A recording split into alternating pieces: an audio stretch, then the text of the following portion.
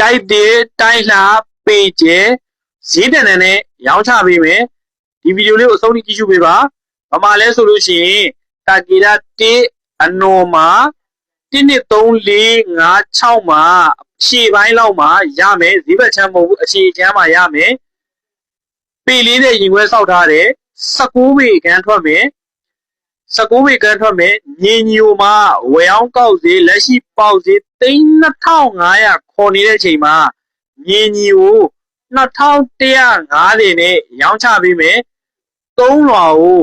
လက်ရှိပေါက်ဈေး1500 1600ခေါ်နေတဲ့အချိန်မှာလက်ရှိရောင်းချမဲ့ဈေးက1350ကိုညှိနှိုင်းနဲ့ရောင်းချပေးမှဖြစ်တယ်6လွာကို1100ပပနဲ့ရောင်းချပေးမှဖြစ်တဲ့အတွက်လူကြီးမင်းတို့အတွက် location နေရာတိုက်ကိုကြည့်ကျင်တယ်စုံစမ်းမင်းမြတ်သိရှိကျင်တယ်ဆိုလို့ရှိရင်ကျွန်တော်ကိုဆက်သွယ်ပေးပါကျွန်တော်ဖုန်းနံပါတ်09 4568429 09 6859692922ဆက်သွယ်မင်းမြတ်စုံစမ်းနိုင်ပါတယ်ကျွန်တော်တို့ဥယျာဉ်မှုကျိုးဆောင်ဖြစ်ပါတယ်